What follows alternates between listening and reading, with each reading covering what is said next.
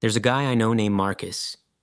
He's 34, works in marketing in Columbus, Ohio, makes around $82,000 a year. From the outside, he looks like someone who has it together. Nice apartment, new iPhone, Netflix, Spotify, 2 gym memberships. One he actually goes to, one he keeps meaning to cancel. He subscribes to a meal kit service, a password manager, an AI writing tool, a news platform, and Amazon Prime. He thinks he spends about $90 a month on subscriptions. He spends $340. Then there's my neighbor Karen, 41 years old, drives a 2017 Honda, never gets the ad-free version of anything. She has exactly 3 subscriptions, her phone plan, 1 streaming service, and a cloud backup for her photos. She puts the difference, and I mean the exact difference, into her Roth IRA every single month. In 10 years, at a conservative 7% return, that gap becomes nearly $40,000. Tax-free, both of these people are living in the same economy, facing the same prices, dealing with the same inflation. One of them is quietly building wealth. The other one is funding it. For someone else. That line between them is not income. It's not discipline. It's something a lot of people never think to question. And that's what this video is about. If you're someone who keeps telling yourself you will cancel next month but somehow never does, subscribe to this channel and like the video. It'll help more than you think. Here's what most people get wrong about subscriptions. They treat each one like a single decision. Netflix, $18 a month, worth it. Spotify, $11, fine. Amazon Prime, $15 obviously. The gym app, $9, whatever. A meditation platform, $13 because January. The math looks manageable because you're never doing it all at once. The subscription economy is not built on individual decisions. It's built on the impossibility of totaling them. According to a C+R research study, the average American spends $219 per month on subscriptions. But estimates they spend only $86. That's not forgetfulness. That's a 2.5 times perception gap. Companies know about this gap.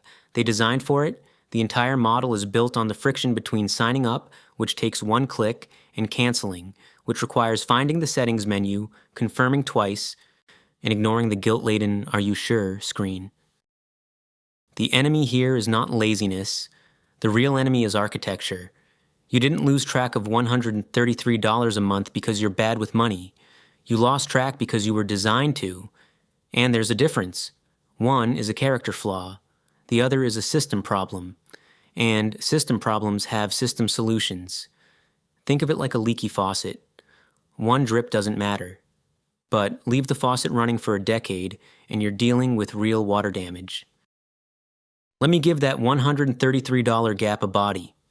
$133 a month is $1,596 a year, invested consistently over 10 years at a conservative 7% annualized return, which is below the S&P 500's historical average. That's roughly $27,600. Over 20 years? More than $69,000. That's not a vacation fund. That's a down payment. That's 2 years of a kid's college. That's the difference between retiring at 64 and retiring at 61. And here's the thing Marcus didn't realize until I showed him his credit card statement. He wasn't getting $340 of value from his subscriptions. He was getting the feeling of access, the reassurance that the gym was there if he wanted it, that the AI tool was ready when inspiration struck, that the wine club box would arrive even if he'd already bought wine at Costco that week. Subscriptions don't sell you products. Yes, they sell you optionality, and optionality has a price that most people never consciously agree to pay. The American household now maintains an average of 12 digital subscriptions. 12. That's not a bundle. That's a budget category. And when researchers at West Monroe asked people to estimate their monthly subscription costs, 66% underestimated by more than $200. The forgetting isn't accidental. The charges are timed, staggered, and named vaguely enough. DSCVR Plus or PRMESVCS, that they disappear into a bank statement like a ghost. Karen understood this early. She didn't cut subscriptions because she's frugal. She cut them because she ran the math. She asked one question about each service. Am I actively choosing this every month? Or am I just not choosing to cancel it? That question sounds simple. It is not. Most of what we pay for in the subscription economy is the latter, inertia dressed up as convenience. Here's where it gets uncomfortable. The subscription economy isn't just expensive, it's changing the relationship between you and your own life. When you own something, a book, a record, a piece of software, you have it. When you subscribe, you have access. And access can be revoked.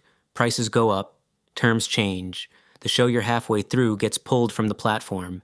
The app you built a workflow around raises rates by 40%. Between 2021 and 2024, the average price of a streaming subscription increased by over 25%.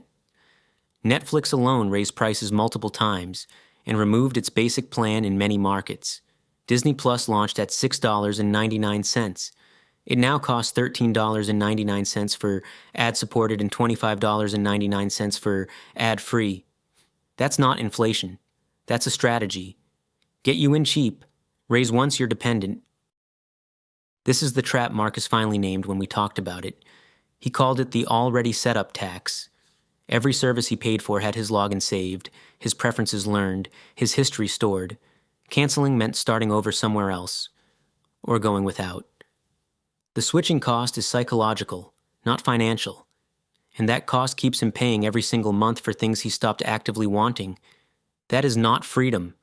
That is a slow, comfortable financial trap with a great user interface. The thing nobody talks about, ownership compounds. Assets you own appreciate, depreciate, or hold value. Money you spend on access, on permission to use something, disappears. And it disappears quietly, monthly, automatically, while you sleep. So what does actually exiting the subscription economy look like? Not abandoning everything. I still have a phone plan. I still pay for cloud storage. But doing it deliberately. The first move is what I call a subscription audit. Pull up your last 2 credit card statements and your bank account. Write down every recurring charge. Every one, including the annual ones.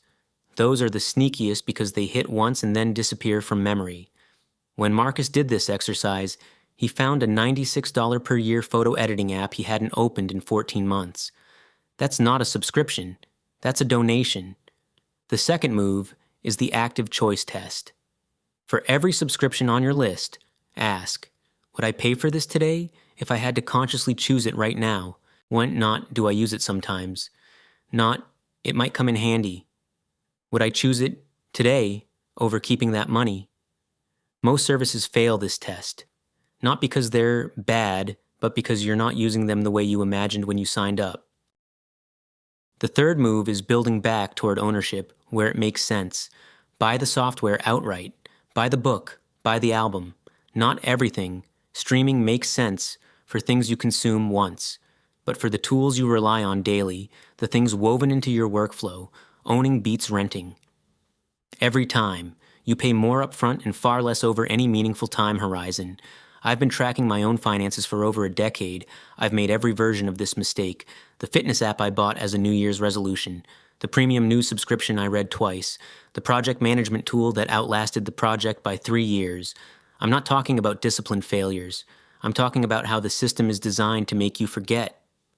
Once I started treating subscriptions the same way I treat any other investment, with actual scrutiny, add to not autopay, and the math changed fast. Marcus did the audit. It took him 40 minutes on a Tuesday evening. He canceled 6 subscriptions that night. Not dramatically, no manifesto, no cold turkey moment. He just stopped paying for things he wasn't actively choosing. He redirected $190 a month into his Roth IRA. At 34, with 30 years until traditional retirement age, that single decision, if he holds it, is worth somewhere around $228,000 in today's dollars. Not life-changing in a lottery ticket sense. Life-changing in the quiet, compound interest sense that nobody makes a YouTube video about. Karen, meanwhile, is still driving the 2017 Honda. Still not getting the ad-free version of anything. She doesn't talk about money much. She doesn't have to.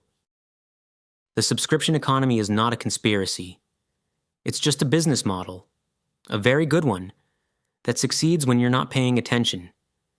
The moment you start paying attention, the model loses most of its power over you.